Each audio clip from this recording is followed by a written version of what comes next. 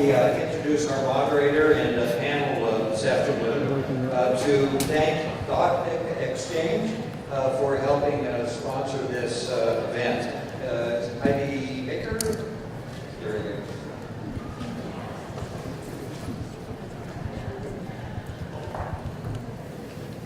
Good afternoon, everyone. We're super happy to be here. It's our first year of the conference, and we're just loving it. And first of all, I just want to thank all of you for the leadership roles you play and the support you give to the board members. Everybody here, thank you for what you do for our children. We really appreciate it and honor you. So we're happy to be sponsors of this town hall meeting today.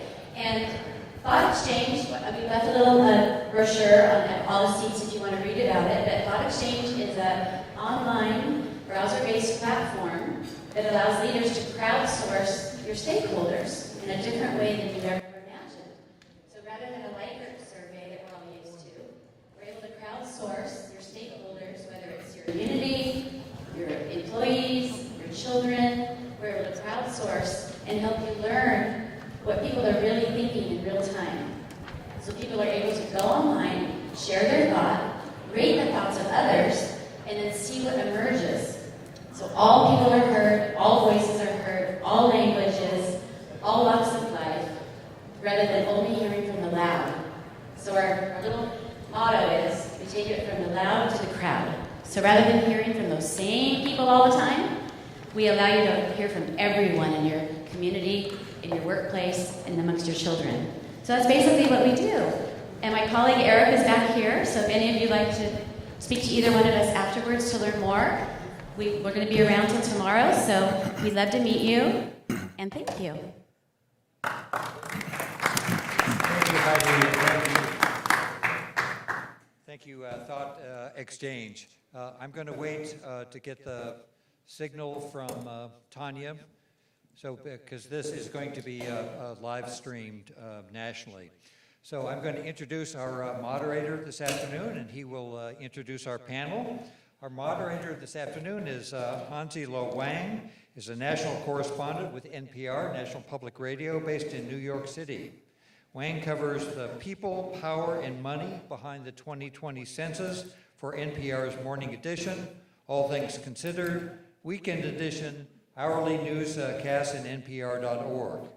This year, Wang was honored with the Excellence in Statistical Reporting Award from the American Statistical Association for covering census participation and the legal battle over the now blocked citizenship question that you may remember that the Council of the Great City Schools and others.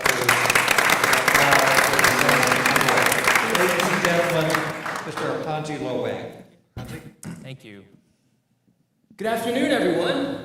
Good afternoon. How are we doing? I'm just joining you from New York City, so I haven't been with you, so I hope your conference has been going well. We are here to talk about the census. I hope you know what you're in for. We'll be here till 4 o'clock, and the point of today is to answer your questions, to have a robust discussion. We are going to actually be passing around note cards as we're talking. If you have a question that you'd like to ask, we will have mics up here. We'll get live questions, but if you want a question, you want to write down a question, note cards will be coming around. We'll collect those, just so you know. But we are going to talk about the census, and this is what I cover. And so a lot of times when I tell people, this is my beat, this is what I do full time, report on the census. They're like, really? Is there really that much to cover about the census? And I would say that when you're talking about the census, thing to keep in mind, what we're really talking about people, about power, and we're talking about money. That's what we're really talking about when we're talking about the census, which sounds like a bureaucratic, boring, dull word that you don't want to touch, you don't want to think about, let alone every 10 years. This is in our Constitution. This is something that actually is mentioned in the Constitution before voting, before any mention of a president. The Constitution talks about a census. You won't see the word census in the Constitution. It's referred to as an actual enumeration. Article 1 Section 2, calls for an actual enumeration every 10 years. And this is how the framers of the Constitution decided we're going to essentially establish our government. How do we establish our democracy, our representative democracy? It's based on the number of people living in the country. It wasn't always that way. If we go back to the original language of the Constitution, we'll see language about counting some people as 3/5 of a person, enslaved people. We will see language that says excluding Indians not taxed. But if we remember our American history class, after the Civil War, the 14th Amendment was passed. And by the 1940 census, the Census Bureau had concluded that Indians not taxed no longer applied to any Native Americans living in the United States. And so by the 1940 census, every person living in the country was counted for the census in order to come up with numbers that determine how we form our representative democracy, specifically how we divide up the seats in the House of Representatives among the states. And those numbers are related to the Electoral College, how many votes each state gets when it comes to the presidential election. It's based on census results. Not to mention, what's the money part? An estimated $880 billion a year in federal funding for schools, for roads, for Medicare, for Medicaid, for other public services, guided by census results. It's also used by businesses to determine where we build our next supermarket, where we need another elementary school. This forms the basis of our reality, and we have one shot at this every 10 years. There are no do-overs. This is a big deal. We have a dynamite panel here today, lots of experience to talk about what it's like to be in the field, on the ground, to try to get people to think about the census, to consider participating in the census. We have current and former Census Bureau employees on the stage. We have school administrators on the stage.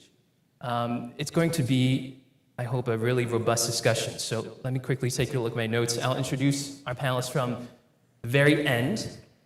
From Philadelphia, my hometown, we have the Chief of Staff to the Superintendent of the Philadelphia School District, also the Chief Talent Officer, Naomi Wyatt.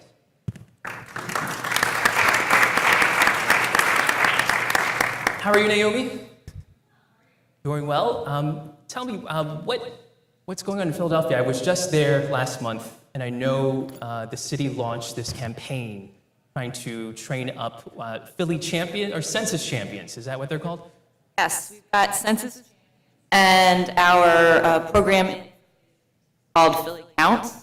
And we've been busy, not as long as I've heard from some other cities, getting organized for the census, but for about the last 6 months have been heavily involved in creating a number of subcommittees around the groups that we anticipate will be the hardest to count.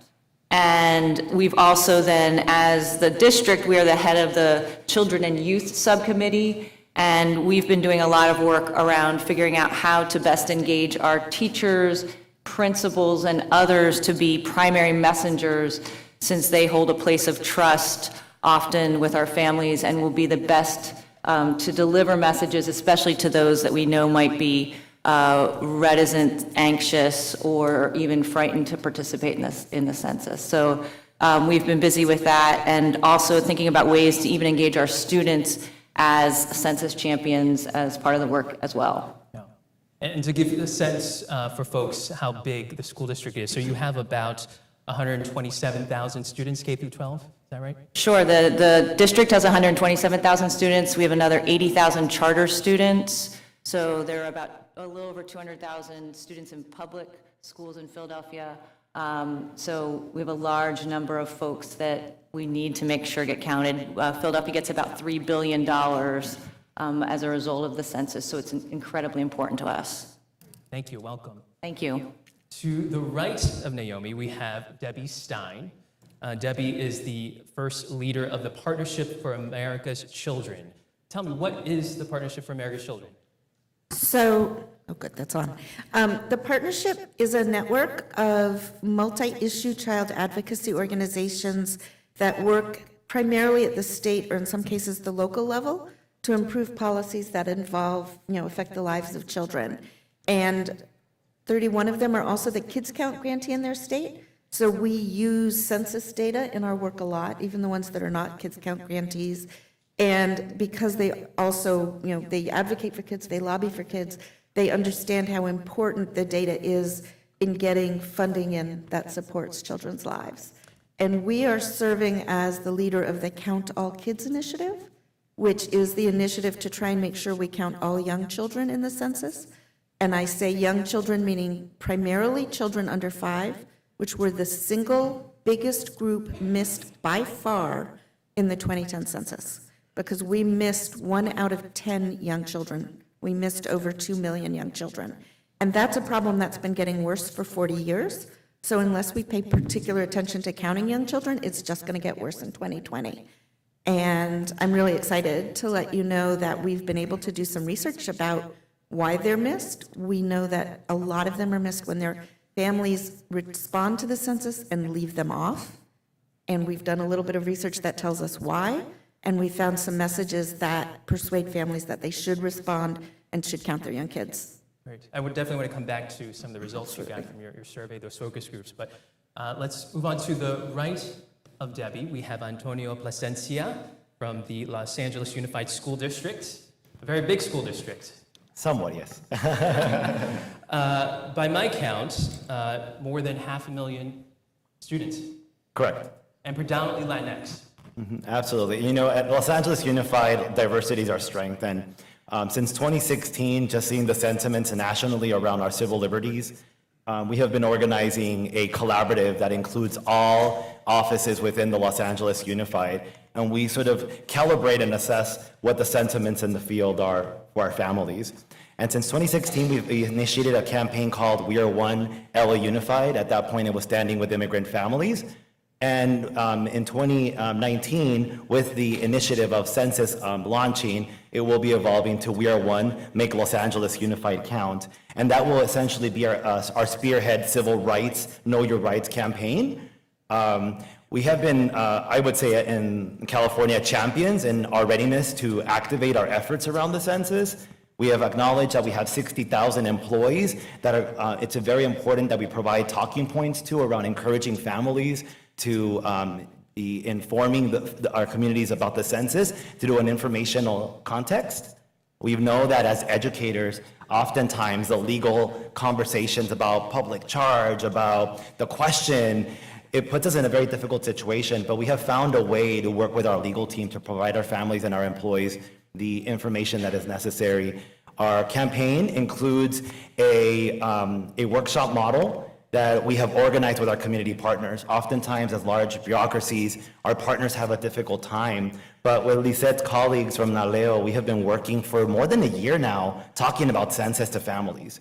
We have a folder that we provide for families that include a family preparedness plan for immigrant families. We talk about the importance of being accounted for, and that conversation for new Americans, what does it mean to be civically engaged in your school communities? Why is it important for you to be engaged in Census 2020? So we have already been out in the field talking to families about census.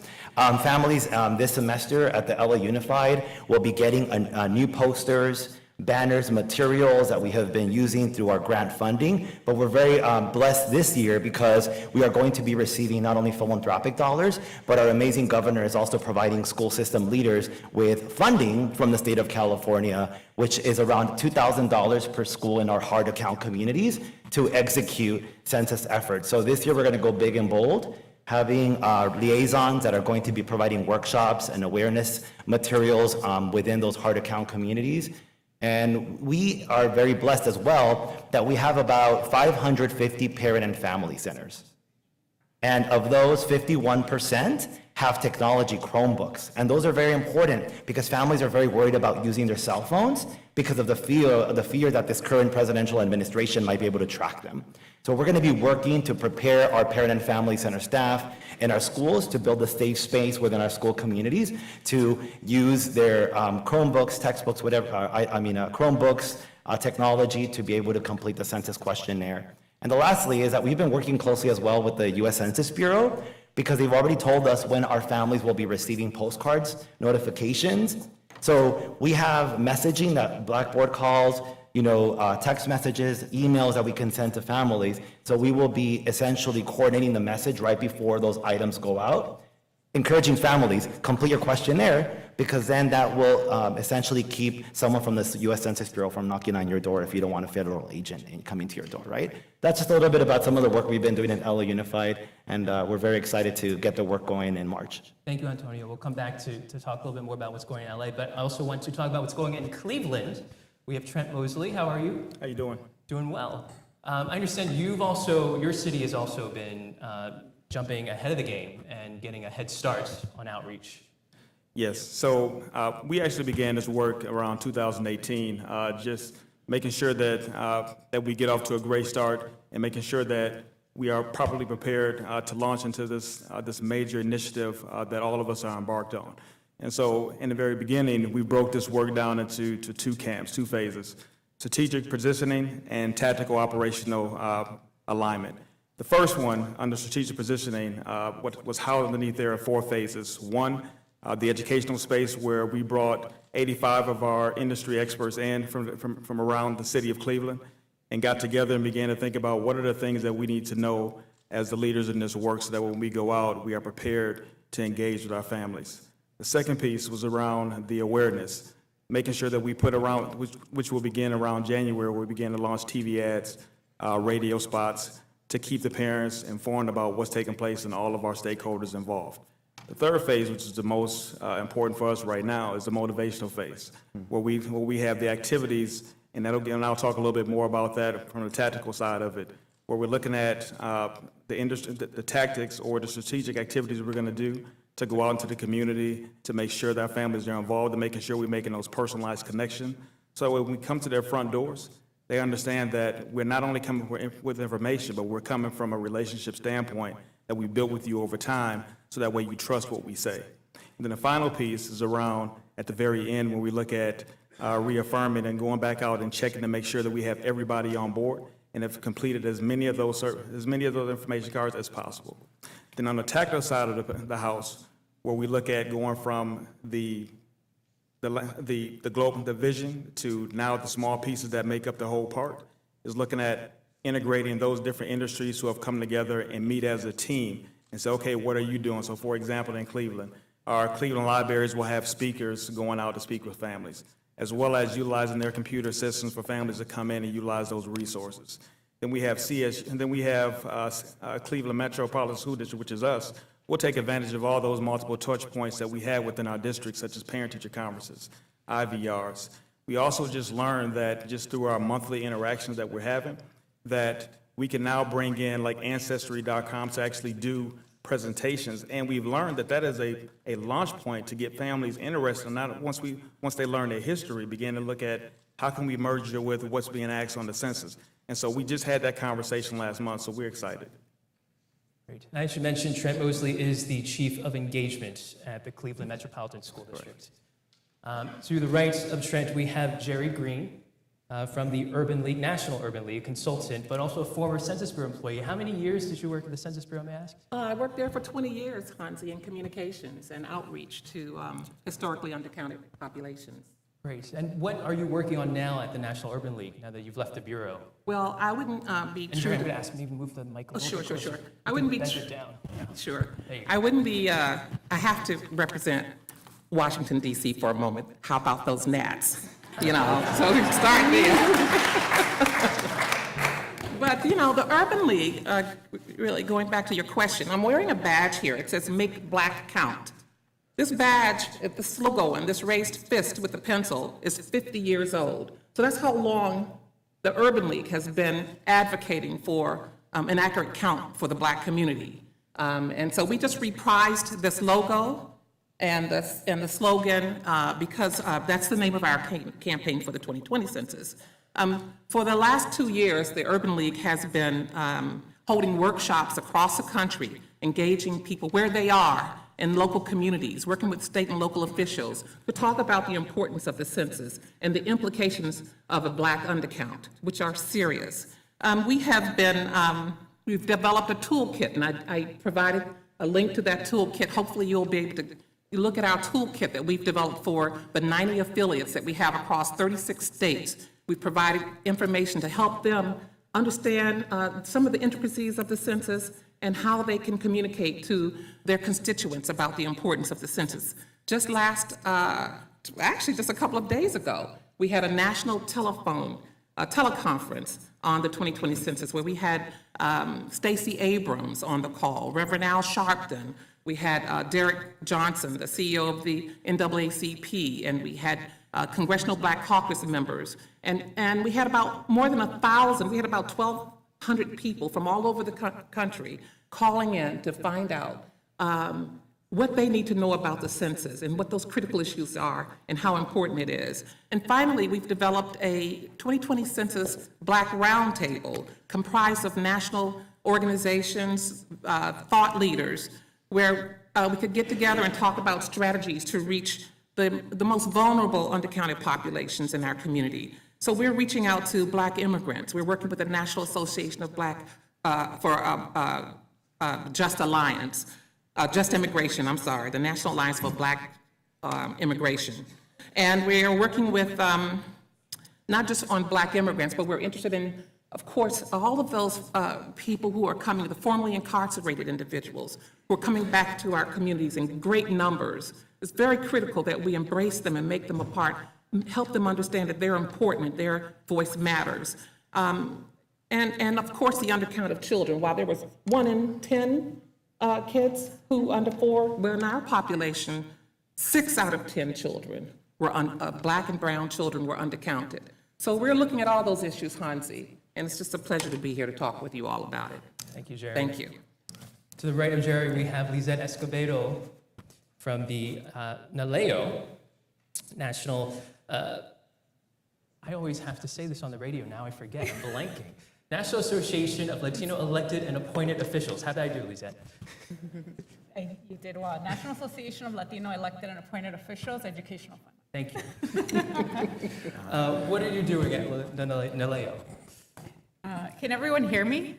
Yes? Okay, sorry, I wasn't sure if it was on or not. So I do a lot of everything, but all related to census.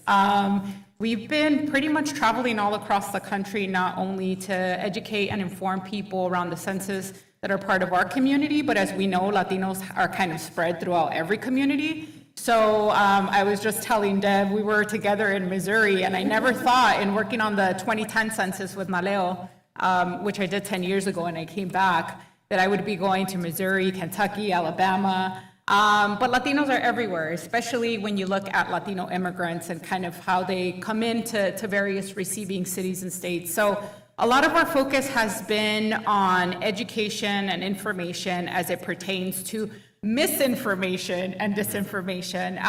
Within our community, I think we have a huge undertaking. As you all know, it is no secret to anyone that this has probably been one of the most anti-immigrant, anti-Latino administrations that we've seen. And so our community is fearful. And this doesn't just go for undocumented immigrants or immigrants in general. Based on our research, it actually goes for mixed status families. It goes for families like mine, where my grandma's a legal permanent resident and a green card holder. So a lot of the work that we've been doing is making sure that we, one, inform our community that the citizenship question will no longer be on the census. 2, that their data is safe and confidential. 3, that the information will not be used to target them or for any type of ICE raid, since we're seeing that in the community. We launched our campaign about a year ago called Hágase Contar, which is this cool little one, which there should be some, but it's floating somewhere for you all. I don't know if we have enough, but we'll have some. And we launched this effort, again, to get out into the community and inform them first about this, about the important aspects that I mentioned. We do this through a couple of ways. One is Spanish language media. We have a national partnership with Univision, Entravisión, Telemundo, and a lot of your local radio stations. So if I'm not traveling, I'm in one of the studios. And then we also do this through our bilingual hotline, which is 877 El Censo. If you all get access to the PowerPoint, it'll have that information in there as well. The set launch date for 877 El Censo was January of 2020. And so I started with Naleo in January of 2019.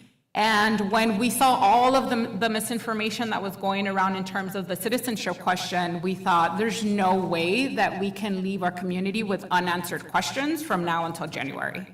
So a lot of the work that I did on kind of my first few months was launch our national bilingual hotline in June of 2019.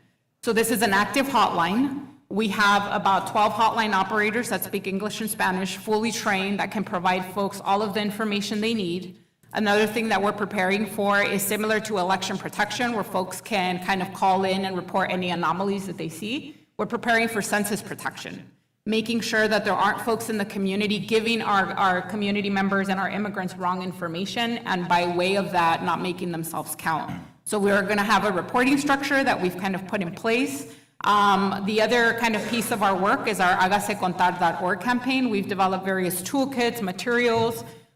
We just saw the need to get in front of the community a lot sooner than the communications plan from the Bureau. And so we developed as much as we could. Half of my time goes to content creation, the other 25% goes to travel and presentation, and the other 25% goes to Spanish language media and informing our communities.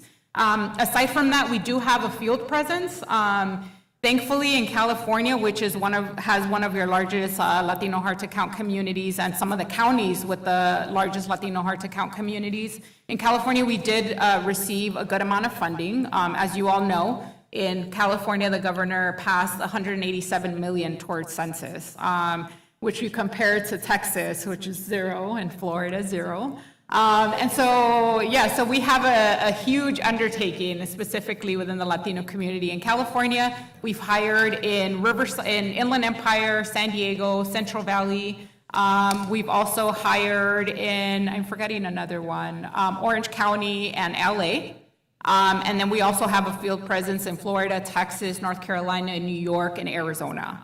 And so in addition to that, we're helping the organizations with a full train the trainer curriculum that we're launching in January.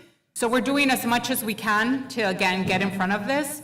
But in terms of the challenges for the Latino community, this is going to be a huge fight. But for us, this is really the civil rights fight of our time. There has been a huge effort to make sure that Latinos aren't counted this census, and that they're left off, and that they're made invisible. And so our job is, in everything we create and everything we do as Naleo, is to make sure that they're seen, heard, and counted on this particular census. Thank you, Lizette. And last but not least, we have a current representative of the U.S. Census Bureau, Michelle Ellison. How are you, Michelle? I'm good. How are you? Good. You are a partnership specialist, and I was talking to the former chief operating officer of the 2010 census, and he described the Partnership Specialist Program, which sounds really bureaucratic and dull and boring, right? Partnership Specialist, this source told me, is a secret weapon of getting every group counted in the country. This was a program started to make sure that groups that the Bureau considers hard to count, that there is specific outreach and partnerships. Correct, Michelle? Yes, so I am the partnership coordinator for the state of Kentucky. We have a team of about 17 partnership specialists across the state, and our role is to reach out to elected officials, to businesses, nonprofit organizations, schools, trusted voices in the community, and work with them to form what are called complete count committees. We need to establish a complete count committee in every county across the nation.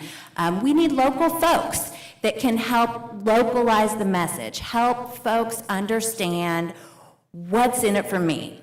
Why do I want to take 10 minutes to respond to the census? Why does it matter? This is my third decennial census. I started back in 2000, and I served as a partnership specialist in 2010. And I really have had 10 years to think about what we didn't do right in 2010 and what we need to focus on to really ensure success in 2020. And I think one of the biggest things that we can focus on is partnering with our schools, partnering with our teachers. Our teachers really are the trusted voice in the community. There are plenty of folks out there that they're not going to complete their census because they see a commercial on TV, and there will be lots of commercials on TV. They're not going to do it because their governor tells them to or their mayor tells them to. But, they just might do it if their child's teacher reaches out to them and explains how important it is to their education for the next 10 years. So that's what we try to do. We try to bring those folks together around the table, work with them, and provide them the resources they need to get the message out across the nation that the census is safe, it's easy, and it's so important to complete. Thank you, Michelle. This reminds me, this is a very common question I ask people when I do interviews about the census. How many decennials do you have under your belt? How many censuses have you done? So Michelle, you have 3. Jerry, how many have you? Well, I left the Census Bureau in 2017, so this will be my third one. Third. Let's get a sense of the room. So I'm going to count out numbers. Raise your hand if you've been involved, not necessarily just participate, but been involved in outreach efforts. So 1 decennial, 1 census. Okay, keep them up if you've done it for 2 censuses, 3. Okay. So 2. 1. 2's the max. Okay. Did I miss anyone? Oh, I'm sorry. Okay, so 3. We have 3. 3 going once. We have 4. We have 4. Okay. Do we have 5? 5. I'm sorry. How many? 4. Okay. Anyone higher than 4? 1970. Nice. Wow.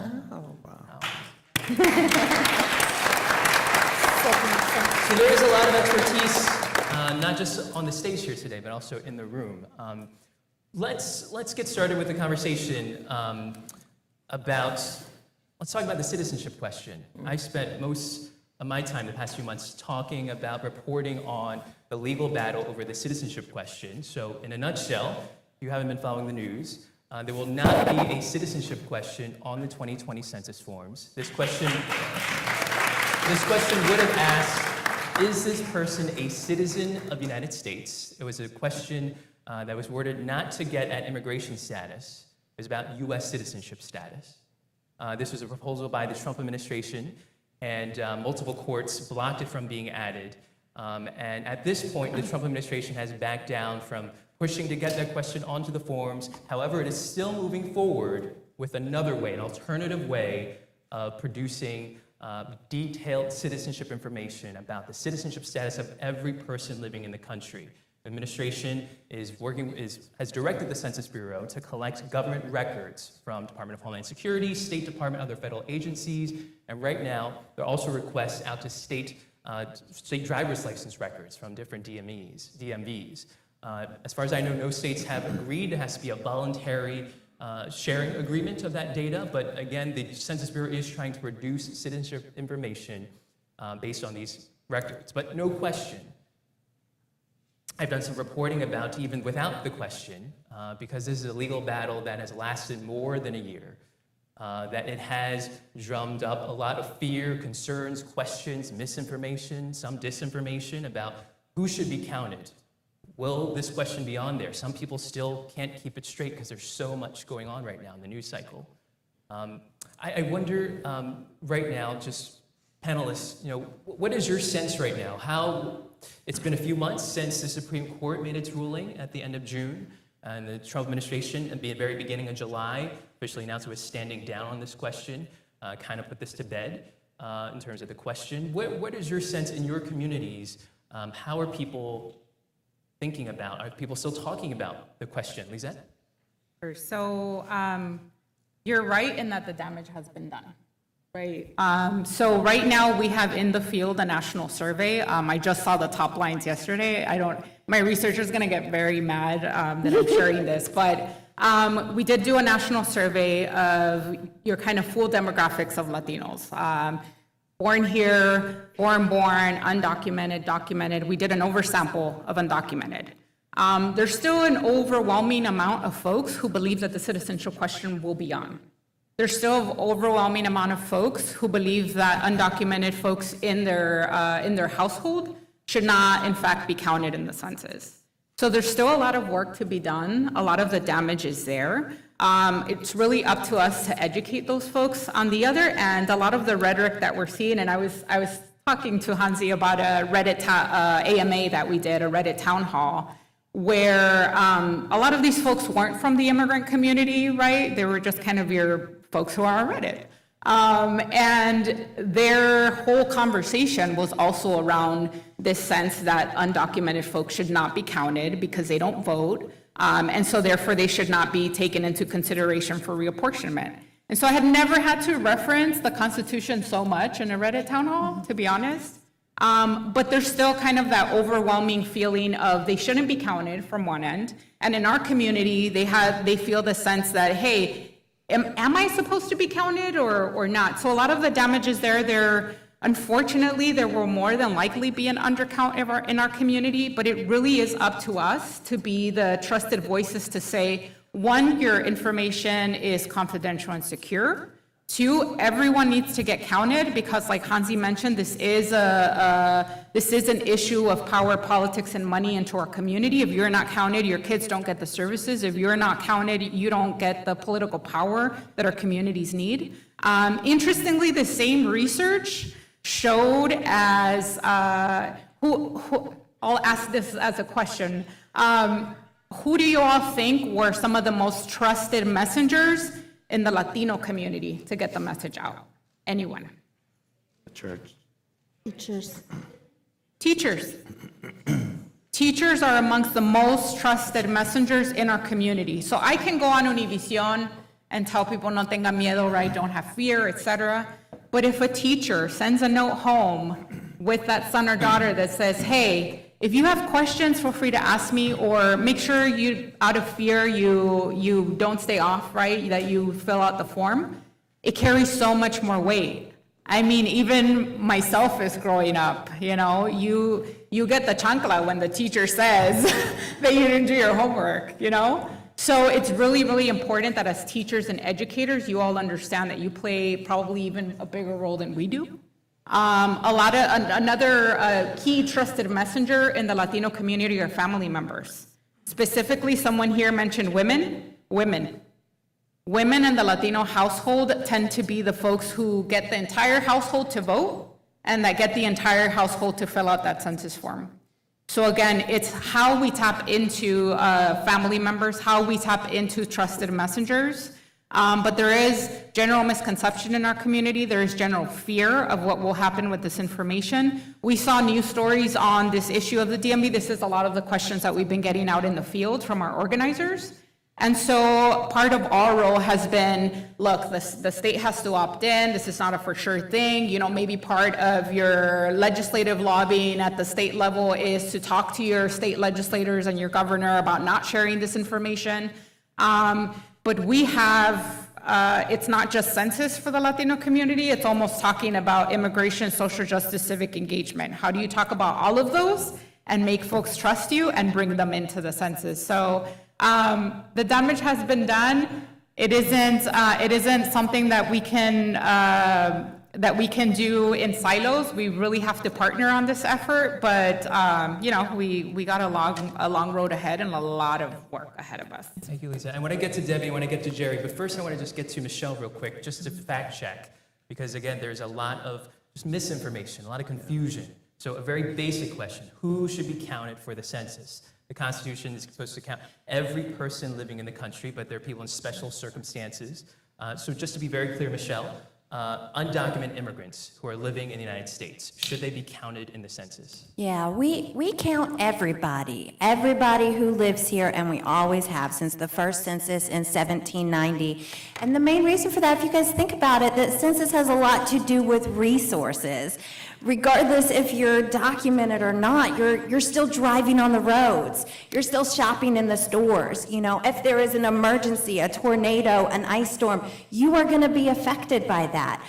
So we really do want to count every single person that is living in the United States to make sure that we're planning for the future. And that's especially true with schools. When I talk to superintendents tell me all the time, I can tell you exactly how many students are in my district because I know how many students we serve, and our numbers are different than your Census Bureau numbers. And the problem is they're probably right, but it's our numbers, our Census Bureau numbers, that are used to determine the funding that are coming into those schools for the next 10 years, for the next decade. So it is vitally important that we count every single person that lives in the United States. And I just want to give some context. There is currently an ongoing lawsuit that I'm tracking in the state of Alabama, filed by the state of Alabama. It is a legal argument against the Trump administration, the Census Bureau, arguing that specifically for the count, the census count used to determine apportionment, used to determine how many seats in Congress each state gets, the state of Alabama, and Congressman Mo Brooks, Republican from Alabama, is suing to get undocumented immigrants excluded from that count. They're saying that everyone should be counted, but their argument is that undocumented immigrants should not be included in the count used to determine congressional seats. Just to give you some context there.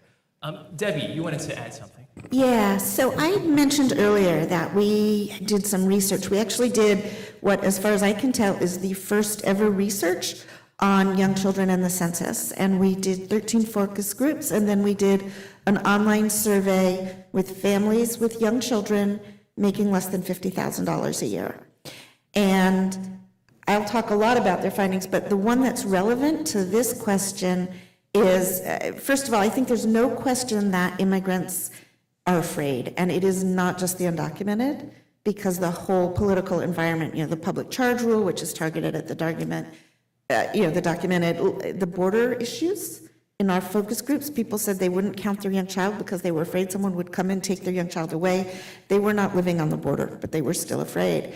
The good news is that our survey found one message that really made people more comfortable filling out the census, and that is that if you talk about confidentiality, not just by saying that the census has the most strict confidentiality protections of any federal law, which is true, that's not actually that persuasive. But if you tell them what the penalties are, which is that any census employee, current or retired, any for their whole lives, who releases individual information faces up to 5 years in prison or up to $250,000 fine, people feel better. And I can see faces in the audience that show why, right? That's really significant. People who think, I don't know how big a deal that confidentiality is, when they think about that, they feel much more confident that their information will not be released.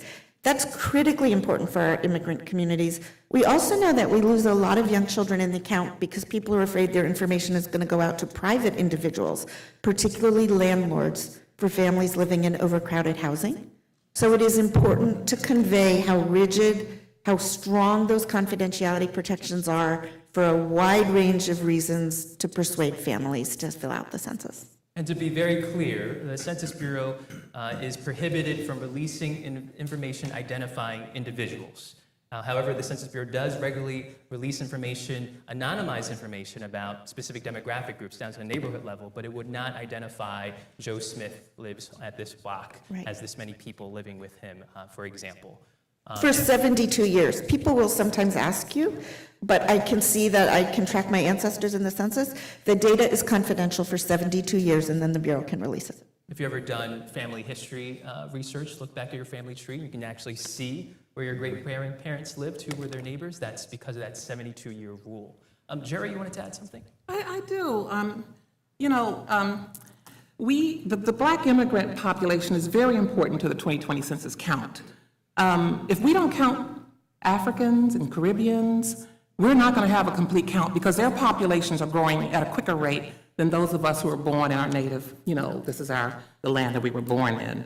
And so to that extent, the Urban League has incorporated the Institute for Caribbean Studies, the Haitian Roundtable, and the Black Alliance for Just Immigration. I kind of botched Vaji's name earlier. But it's critical if you have members in your family who are from the Caribbean or other areas of the Black diaspora, your neighbors, it is important to tell them that it's safe. The Census Bureau has conducted research that showed that African Americans in the Black population really have a greater sense of fear of reprisal when participating in the census. And the Pew Research Institute just published research studies last week that said that Black and Latino populations, out of a survey, that a significant portion, over 25%, said they would probably not or definitely not participate in the census. So this is a very important matter for our population. We have found in having workshops across the country in vulnerable populations that the whole trigger of, hey, you're gonna get $800 billion worth of services doesn't motivate anymore because of the fear factor. So the trust in the privacy of the information is really what's going to get it.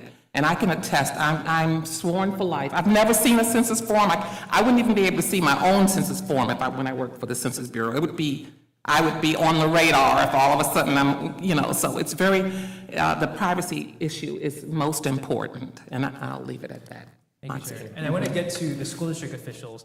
I want to turn to Michelle once real quick to define, there's this term you hear a lot in the census word, hard to count groups. And I think it's fair to say it's related to research that the Census Bureau does, analysis of census results, but also it does, before a census, research, essentially market research, trying to figure out what motivates people, what scares people before a census. The most recent research survey report found that fewer than 7 in 10 households are expected to say they're going to participate in the census. Fewer than 7 in 10.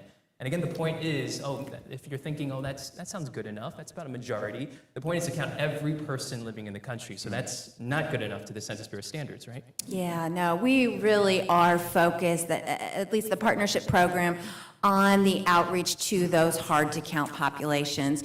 So who are the hard-to-count populations? Number one is renters. For some reason, renters have always presented challenges getting them to respond to the census. I don't know if it's because they don't have that invested tie to the community or they're highly mobile. Sometimes they live in buildings with locked gates or locked doors. We can't even gain access to their door to knock on it to collect the information. Renters have been historically challenging. African Americans, especially African American males, have historically been challenging to get to respond to census questionnaires. Seniors are another hard-to-count population. I think this decade, more so than ever before. For the first time in history, we're offering an online response option. And as you guys know, we are constantly warning our seniors, don't give out your information online, don't get scammed. We want to protect our seniors, which is really important, but at the same time, we need to educate our seniors so that they know how important it is to respond to the census, because the services that they rely on are dependent on us having an accurate count of where the need is. Another interesting hard-to-count population is college students. And with college students, the big problem there is, number one, the timing of the census. When we send out census questionnaires, it's right in the middle of spring break. It's right in the middle of March Madness basketball. It's right in the middle of midterms. But another big challenge with our college students is, more often than not, that when they do fill out their census questionnaire, they list their parents' address on their census form instead of their campus address where they live and stay most of the year. That's where we want them to be counted, where they're using the resources most of the year. Of course, our foreign-born population has always been a challenge. Every decade, we face challenges. convincing our foreign-born population that it is safe and easy to respond to the census. And I would say this decade, those challenges are definitely heightened. The only thing we know as the Census Bureau to do is to reach out to the trusted voices in the community that can convey the message for us that the same law that requires us to collect this information every 10 years also protects the information that we collect for 72 years. And like they said, you can't get anything from the Census Bureau in anything but statistical format for 72 years. We're exempt from the Patriot Act. You know, the Supreme Court has continuously upheld the protections in place of our data, and even the President of the United States cannot get information from us in anything but statistical format, and there's examples of presidents throughout history who have tried. But probably the biggest undercounted or the biggest hard-to-count population that's really hit home for me this time is children. That 0 to 4 population is the largest undercounted age population, and the second largest undercounted age population is children aged 5 to 9.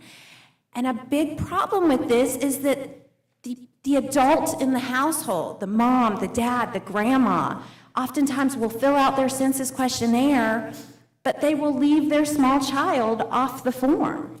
And we're a self-response survey. You send us the form back, we're just so glad we got it. We move on to the next household, you know? But the only thing, I think about it like this. I have a small child. I have a little boy who's about to turn 4 years old. And I think of it like, if I don't include my boy on the 2020 census, I don't get a chance to correct that mistake until 2030. And by that time, my son will have already gone through elementary school, middle school, and will be starting high school, and there was never any funding allocated for him. You know, so those are some of the big hard-to-count populations that we're really focused on reaching out to. Thank you, Michelle. I just do want to add a caveat. My reporting has shown, as part of the emails that were released as part of the citizenship question, there was an email exchange within the Trump administration's Justice Department that has raised questions about whether or not the Trump administration believes that any part of the Patriot Act could break confidentiality rules that would require the release of individually identifiable census information. That's something I'm still tracking. And there is, of course, a history thinking back specifically during World War II, when census information was released by the Census Bureau to other federal agencies, specifically for the incarceration of Japanese Americans, U.S. citizens of Japanese descent. That was information that didn't identify individuals, but a historian of the census, Margot Anderson, has done subsequent research. And then in the D.C. area, there was information released identifying individuals of Japanese descent as part of a national security investigation.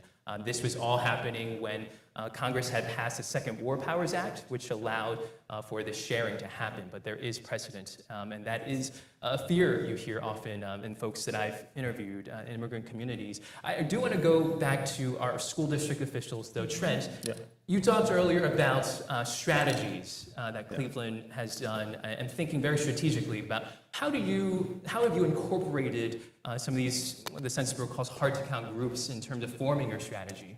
Yeah, so before I answer that question, because it's going to lead into my answer. Please. Is in regards to, as I reflect on the question around connecting the census information with families in poverty. One of the things that comes to mind, and my CEO and I were talking about months ago, is around when a lot of our families don't know the connection between what they can claim on the census compared to what they can claim on their taxes compared to what they can claim when they're identifying who's in their household when they're speaking with their landlord. And so that's huge.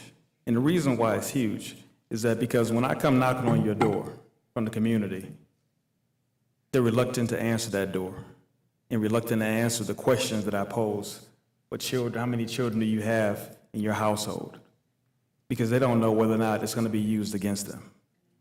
Secondly, as I think about this issue around what the president would like to do and gaining access to that information, imagine for a moment if that occurred. Now I want you to think about the president thinking about this may not even be a real possibility, but here's what it does. It plants the seed of distrust. And that's all you need for something to germinate and build and grow. And so that's the layer that we have, the wall that we have to break down. And so part of our strategy, and at the core of everything that we do, regardless of whether it's in Cleveland or around the nation, the foundation of this work is not built on the infographics or the flyers that we build or the TV or even radio ads. The foundation of all this work is one thing: trust. Trust is our capital for change. You have that, you have connection. Then you use those other tools to reinforce the message. So a major part of our work in Cleveland is how do we make sure that we build that collective trust so that when we go to that front door and we knock, that person on the other side realizes that me who was sitting on the outside is here to help you and be a support for you. When we do that, everything else falls into place. When we don't focus on the little things, the big things don't occur. And all it takes is that one seed to germinate, to build that distrust. And like my father used to always tell me, son, when your mind wanders, your thoughts will betray you. And that's essentially what happens when you sow those seeds of distrust. Thank you. Naomi, I want to turn to you. Earlier we were speaking about, you had mentioned, correct me if I'm wrong, just a tension between as what you're doing at the school district level in the city of Philadelphia and the messaging you're trying to get across, and sometimes you feel that there's a disconnect with maybe what people are thinking nationally or at the federal government level. Well, how do you navigate that tension when you're trying to build that trust, where the messaging you're trying to put out about the census may not necessarily match with what someone in the Trump administration may say? Yeah, we face that a lot in Philadelphia. We're a sanctuary city, and so our mayor enjoys going one-to-one with our president on issues, which can sometimes be entertaining, but to your point, is difficult when you're trying to say, to Trent's point, trust this process that's coming from this person that's fighting with our mayor, please fill out this form that really needs to be filled out because it's important to the federal government. And as I was sitting here, I was thinking a lot about all of the other efforts we make with families and students around information. For example, we're in a huge push around immunizations, right? And even though we've put out tons and tons and tons of information, sent letters, reached out, we still have a core set of families that haven't done what needs to happen. And so I'm thinking about how do we translate the information into action, and what are the things that we need to do to kind of separate from the federal messaging, get really local and personal, and help translate from forms into actually doing what's needed, and that moment that needs to happen. I know we're trying things like others have said around setting up centers in the school so folks can do the online in the school with the teacher or others from the school. We have a lot of other support staff from the community. We have a lot of partnership organizations that will be helping in the schools do that. We're also going to engage children themselves, and hopefully get to some of the issues around young children not being counted, and trying to get children to message to their parents, please count me, right? I want to be counted. And so if the child themselves is indicating to the parent, hey, I want to be counted, count me, maybe that can help with some of that. But one note I did also write down that I think is going to be difficult for us. We're a poor city, and you mentioned somebody mentioned renters. Transience is a huge challenge, and we see it, with school enrollment, changes in enrollment and moving, and so just how do we make sure that we're reaching folks who tend to be transient, who move multiple times in a year, multiple times between censuses, and how are we making sure that we're using perhaps the schools and other places rather than the home as the primary place to engage and get folks to take the action we hope they will. Thank you. Antonio, I wanted to ask you about, in Los Angeles, you have a school district with so many different languages being spoken by your student body. And I wonder, does that make it harder to think about how you develop that trust when you have to think through so many logistics? That's one area where I feel Los Angeles is definitely at the forefront in terms of how we're organized with the U.S. Census Bureau, the state of California, Los Angeles County, City of Los Angeles Unified. There have been ongoing meetings and coordination meetings that have been in place that include NALEO, community-based organizations, civil rights groups, and we've had conversations about what that might look like. Currently, we just released or developed a public service announcement because we don't want to talk to families slide, right, about the census. So we put together a public service announcement that tells a story of how Census 2020 applies to Los Angeles Unified. We've made it available to 6 languages that are the predominant languages of the district because we see that will be an important factor as it relates to just building comprehension and understanding. But the coordinated efforts that we have within the cities, we have a group called Asians Advancing Justice. They've taken ownership to say, looking at the Asian Pacific Islander languages and figuring out, where it is that we can come in to tap into those silos and those gaps that exist for information. But needless to say, one piece that I have seen in this cycle around is the fact that the school site is the trusted entity, as Trent and as Naomi highlighted. And the beauty of our conference here today, when we're talking about school districts and about our schools, schools are the center and the heart of the community. So as we think about the classrooms, as we think about the resources, as we think about the train-the-trainer opportunities, one piece that we're going to be committing as a school district is, facilities, right? We have multi-purpose rooms for training. How do we coordinate with NALEO and the city to ensure that our parent and family center staff are able to have those conversations? The other piece, too, is that the state of California and the county education offices have also created a unit with lessons for our students talking about the Census 101 that is applicable to all students. Because we know that the language barrier, and having grown as a child of immigrants and very proud about it, many of us become our parents' sort of first personal assistant, right? My mom and my dad, you're the interpreter, you help process banking at an elementary age. And so as we start to think about how all these agencies start to interconnect, we can identify gaps, we can identify language barriers, and really see where it is that we bring our assets to the conversation. And that's where, rather than speak about, who's not doing something, to really be more focused around how is it that we can move the work forward. But that the language piece is important, trust is important, and we see that in our school district. That's why, as we were highlighting a moment ago, for mixed status families, connecting to Know Your Rights immigration services has been the path that we have taken.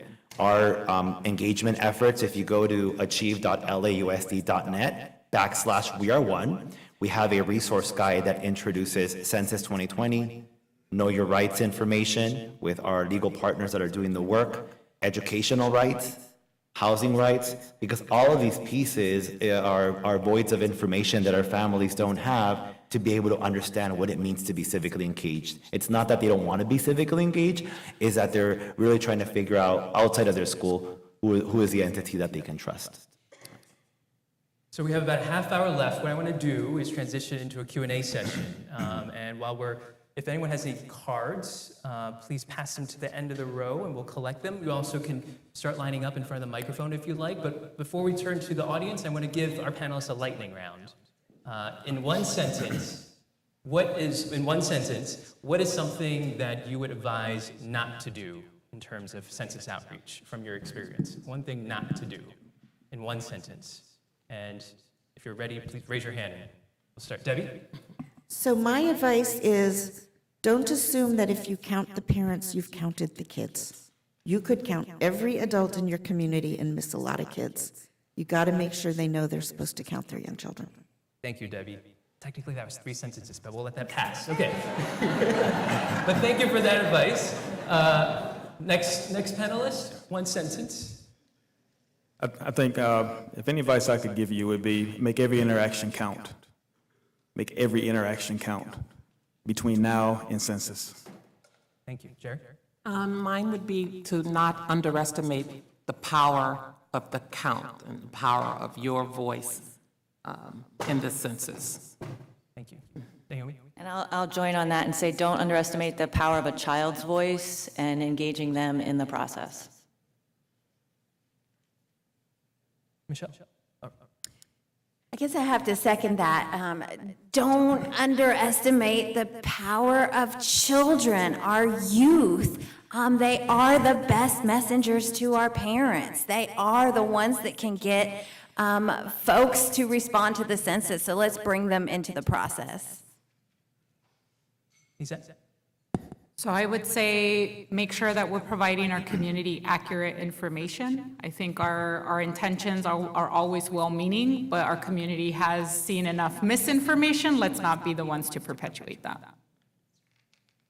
And Antonio? I would say as educators, don't see the census as another checkmark item that I need to add to my queue during the school year as school leaders, as district leaders, to really see that as a foundational investment, not only in your children's resources, but in the programs that you can make available to your children. So don't say, I'm going to host this activity here, but think about how you embed that into all of the divisions that support your children from the morning all the way to your after-school programs.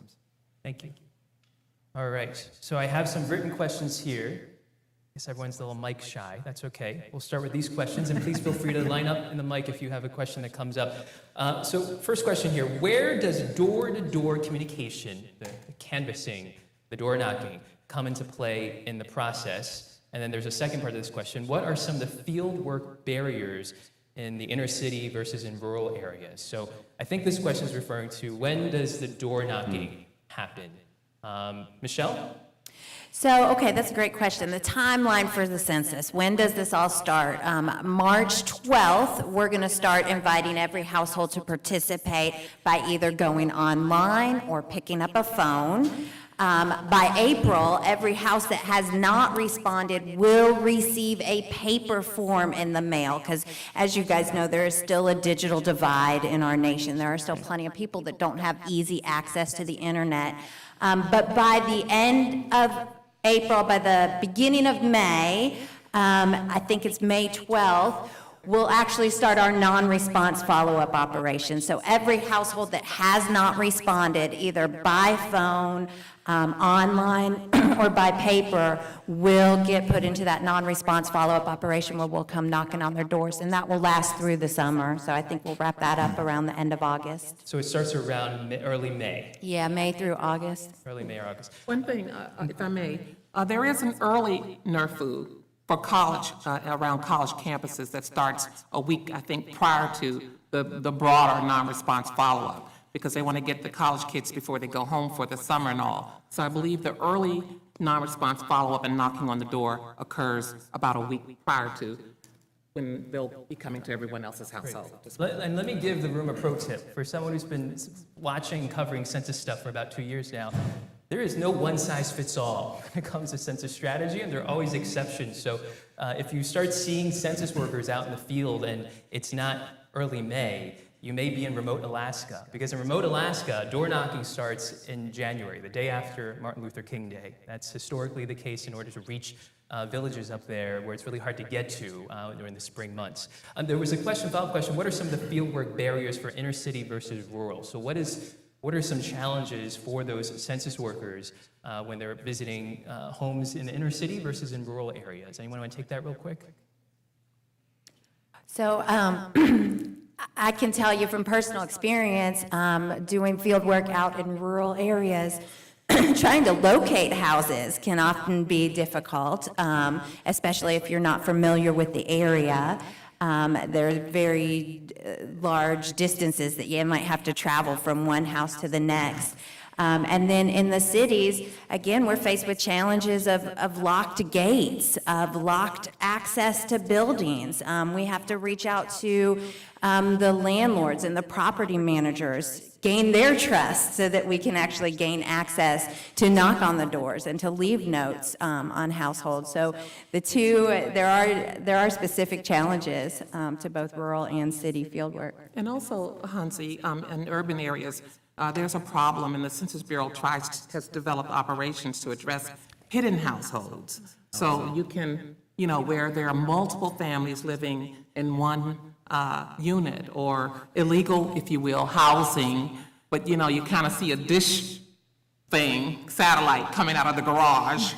There's not a car in there, So hidden households is another challenge of inner city and urban areas, and particularly in New York. Great, thank you. I'm going to turn to our audience questions before I go to more written questions. Michael? Yes. Yeah, this is a question for the Urban League and Leo and the school district folks, I think more specifically. Who are your most effective partners at the local level, and what makes those partnerships effective in this work?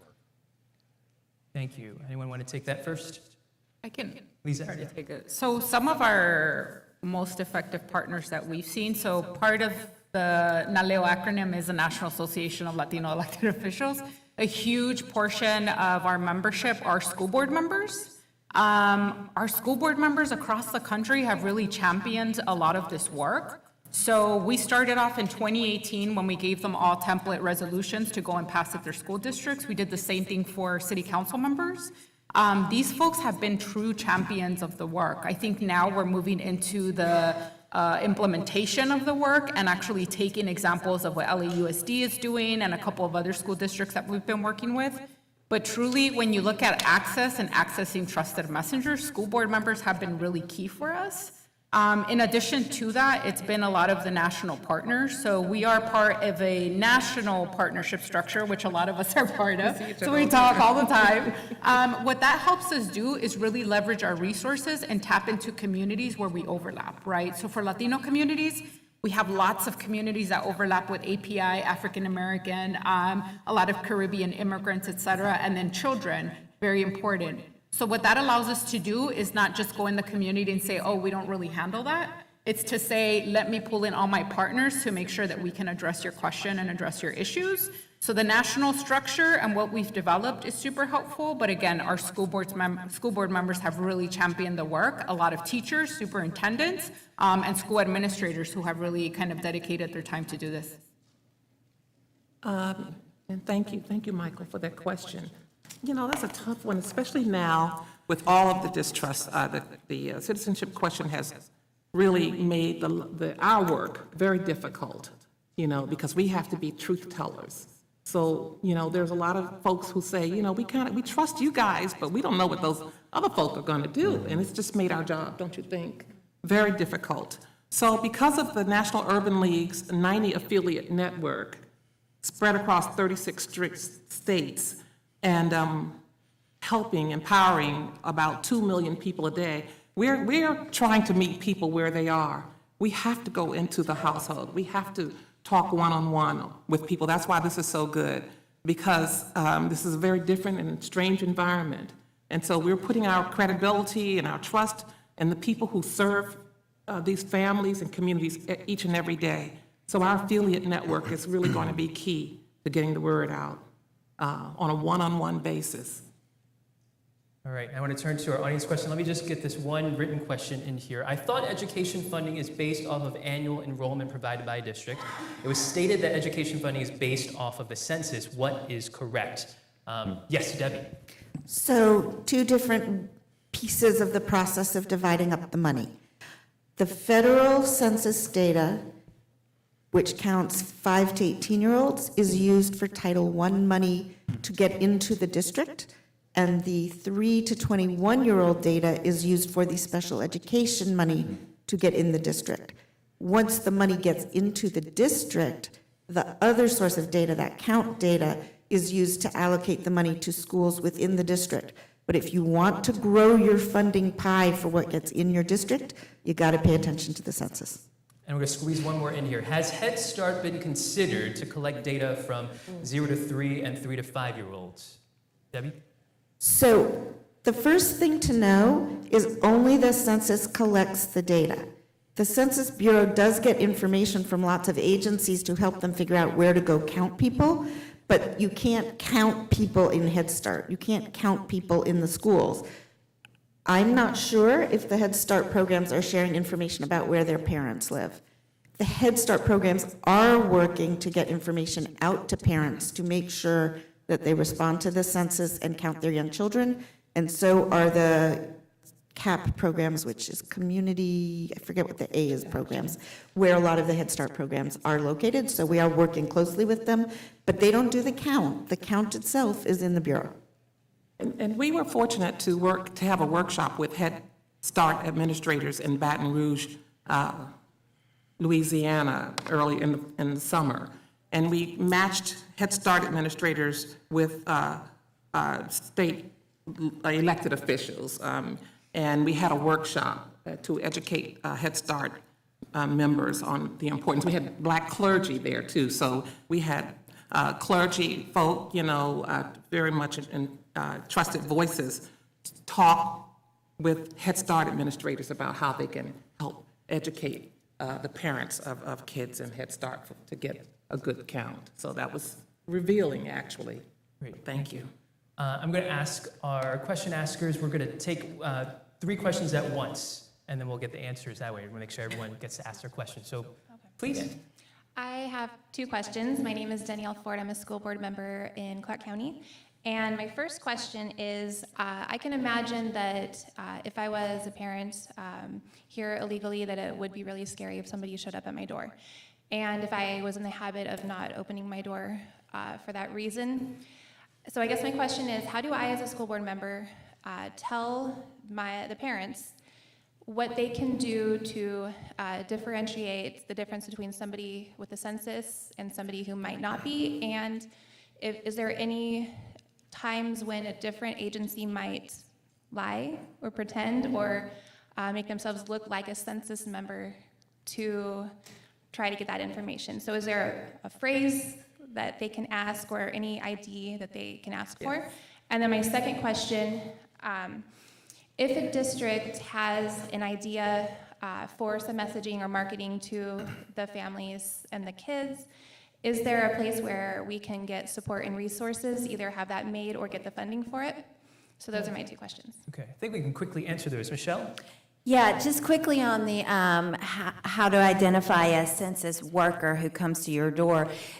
Before I even address that, the number one best way to avoid that is to simply self-respond to the census. Take 10 minutes to answer the questions online or pick up the phone and call to avoid having someone come out to your house and knocking on your door in the first place. But you can identify a census worker. Every census worker will have a ID badge, a federal badge. They will be carrying a bag. They will have a laptop or an iPad that they are conducting the work on. And iPhones, I think they're using. Or iPhones, yeah, I apologize. And all census workers are trained to be very understanding of anybody that wants to send them away so they can verify their identity. They will give you their phone number and ask you to call them, so they don't have to come back on your property. But honestly, you mentioned, are there going to be people that are impersonating census workers? And we're aware this happens every 10 years. I think that the best thing we can do is educate folks on what we are asking on the census and what we aren't asking. We will never ask for your full social security number or your mother's maiden name or a donation of any kind or any kind of political affiliation. This goes with protecting our seniors as well. If anybody were to ask these types of questions, that needs to be a red flag, that this is not legit. The questions that we do ask are very, very basic. Name, age, race, ethnicity. Do you own or rent your house? How many people live in your home? How is each person related to each other? And then we do ask for a phone number just so that we don't have to come knock on your door if there's any questions. But I think educating folks are the best, educating what we won't ask is probably the best way to protect folks. And I'll quickly add, yes, Lisa? Sorry, can I just briefly add? So if there are folks who they just don't know, they're wondering, is this person knocking? Who are they? We do have elections around the same time, so there'll be canvassers. You can have them call our hotline, 877 and Censo. Our staff is fully trained to see, the badge, the bag, all of that stuff, all of the directives that the Census Bureau will have, our staff will have with them. If there is an impersonator, we also are set up to work closely with the Lawyers Committee, the Mexican American Legal Defense Fund, to make sure that we're flagging that and that we're able to see where that's happening. So I would say, if nothing else, and you say they talked about a lot of different things, I don't remember a whole lot, 877 El Censo, give that to your folks, to the parents, and they can call us for general information or to report. What was that number again? 877 El Censo, and I'm sorry because I don't know it numerically right now because I'm used to just doing press with it, but I believe that we're providing the slides, right? We're providing, and in the slides it has the actual numeric. Got it, thank you. Thank you very much. Well, let's go to our next question at the mic. All right, so, hi, my name is, I still have that second question about the resources. Okay.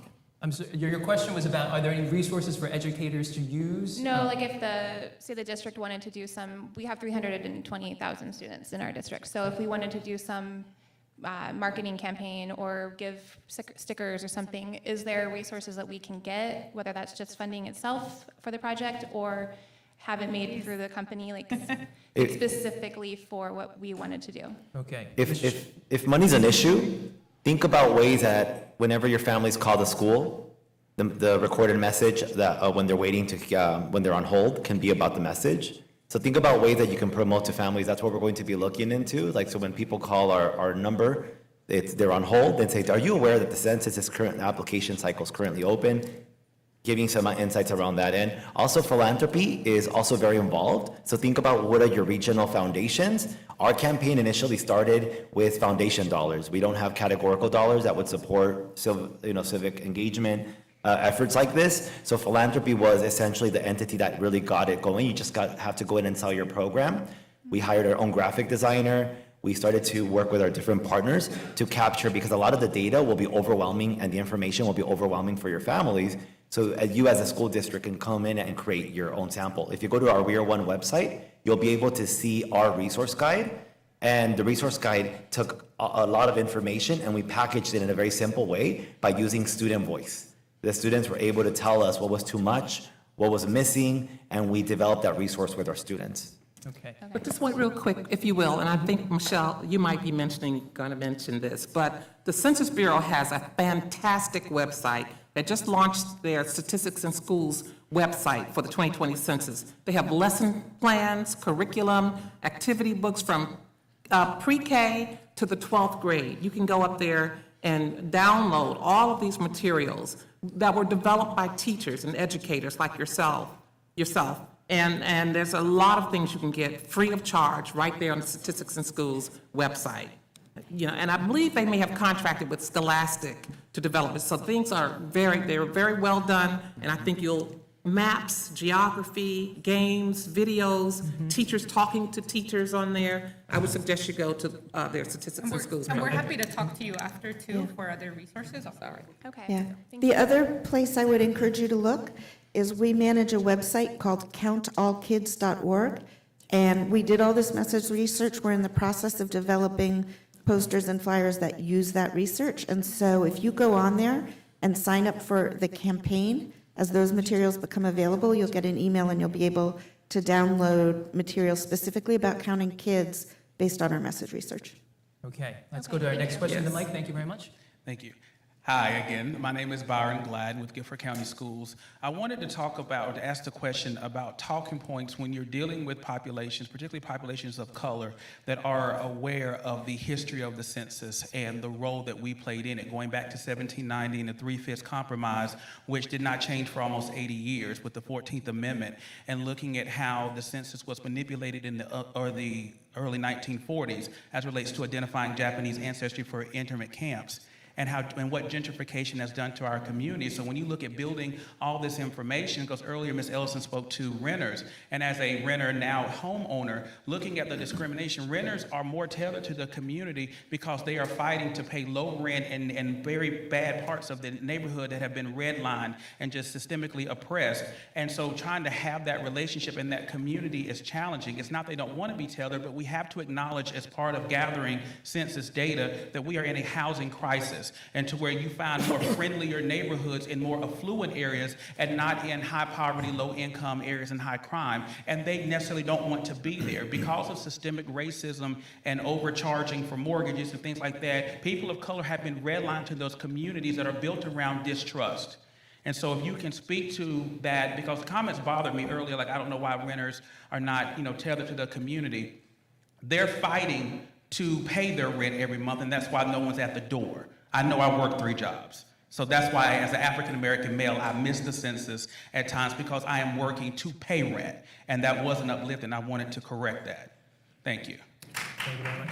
And before we turn to the panelists, I want to make sure we get all our questions in. Sure, So sure. let's get one more question in here. Mike? Well, this might fit with his question somewhat. There has been no conversation, I think I may have missed some, about the homeless population, which is especially important in this setting where a lot of children are sleeping on couches as homeless. So how do you have any methods in place to reach homelessness? Okay. So I'll talk about that.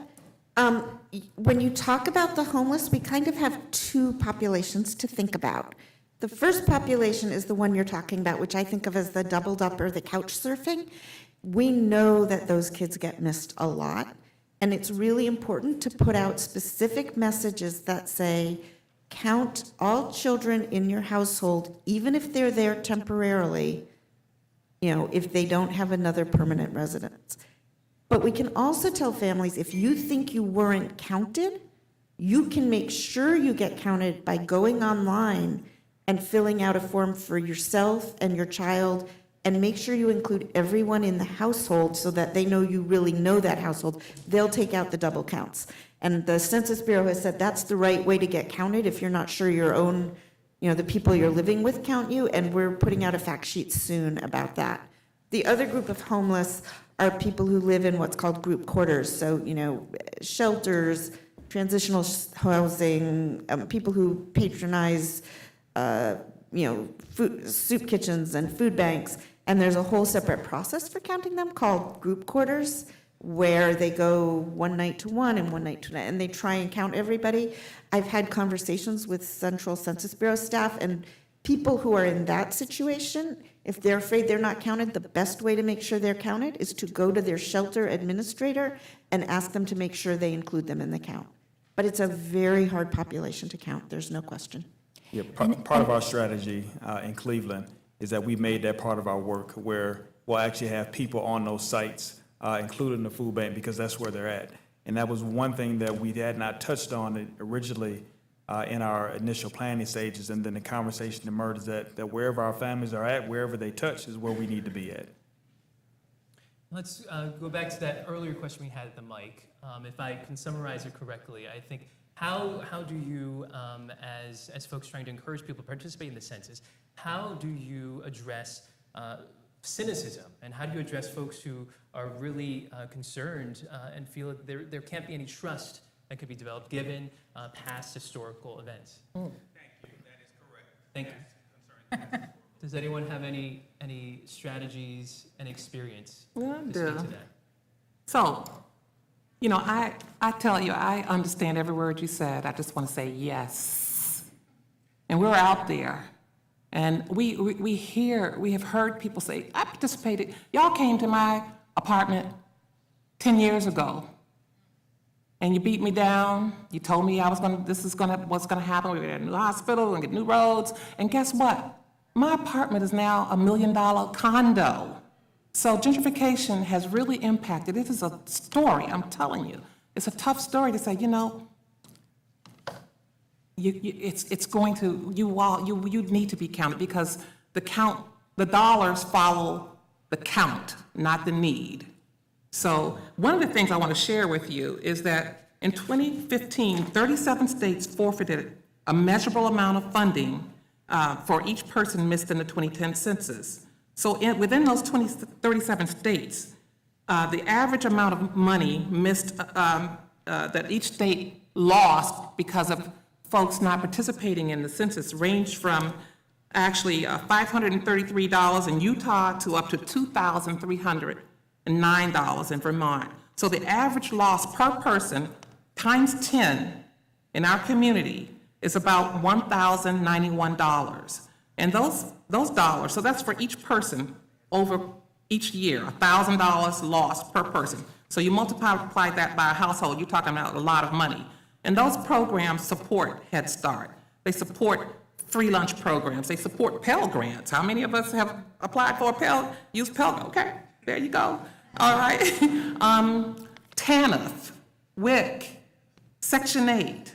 you know, all those programs. So wherever it is, this is a portable, wherever they are, wherever we are, those programs are going to benefit us. And that's what we have to convey.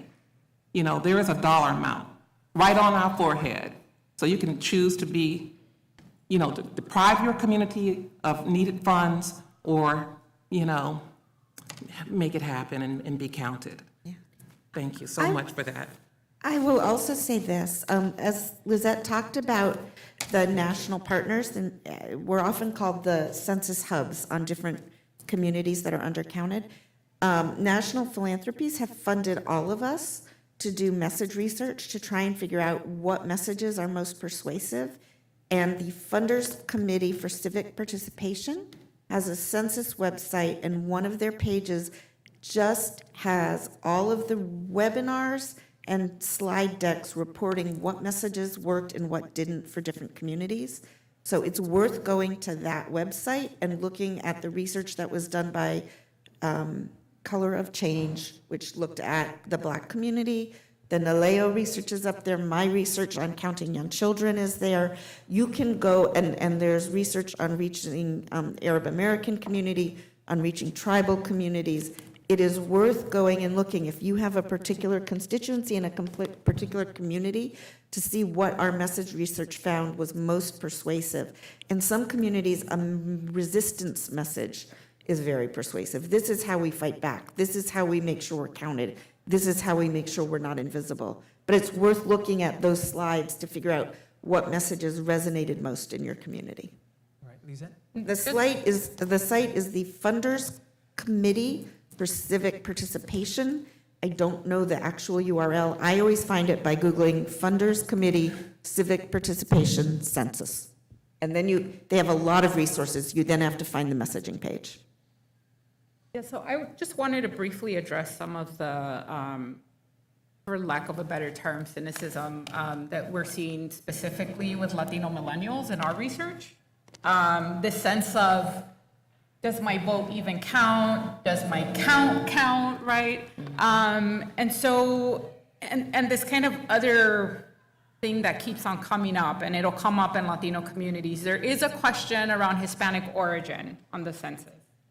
What we've been getting more so in a lot of our research is that another way to target me now that the citizenship question won't be on?